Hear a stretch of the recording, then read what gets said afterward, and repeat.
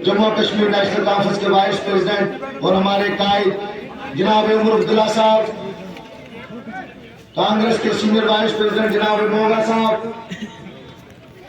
मेरे वालिद साहब के साथ पिछले 40 साल से काम करते हुए उनके कुलीग और additional general secretary Jammu Kashmir national conference जनाब जसोदोत्रा साहब, मेरे ट्रेजरर मेरे भाई जनाब शमी ओबराय साहब, यहाँ पे बैठे हुए डाइस में मेरे साथी, मेरे ब्लॉक सदूर साहिबान, मेरे हल्का सदूर साहिबान, मेरे बुजुर्ग साहिबान, मेरे नौजवान साथियों, अस्सलाम वालेकुम।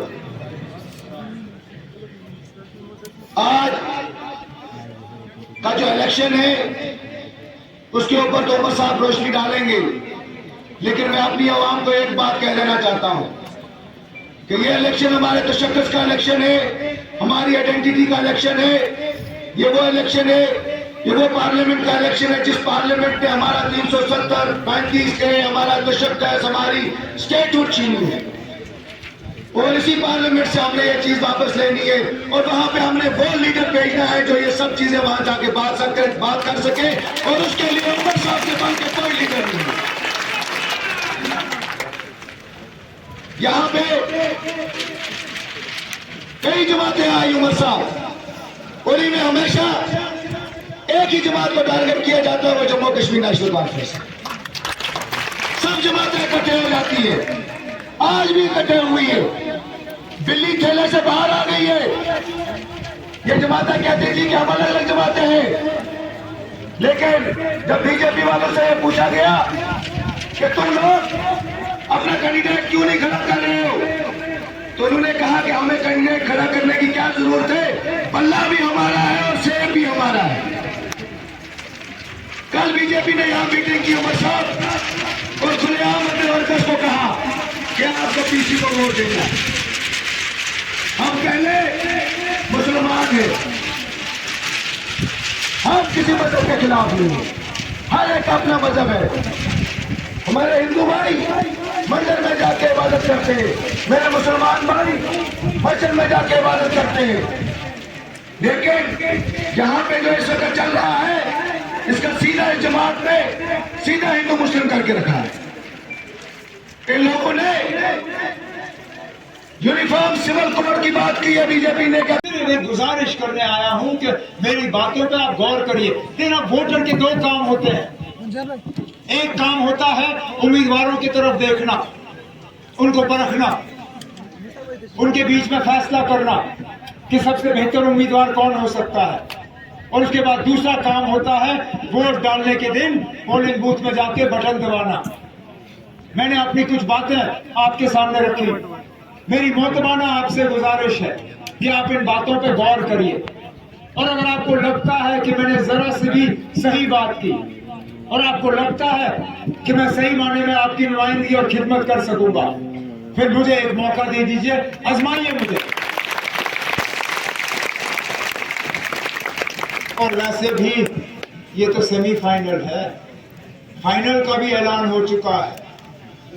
मई में आपने पार्लियामेंट मेंबर चुनना है, जुलाई अगस्त में आपको अपना एमएलए बनाना होगा, इंशाल्लाह मिनिस्टर यहां से भेजना होगा। अब अगर आप चाहते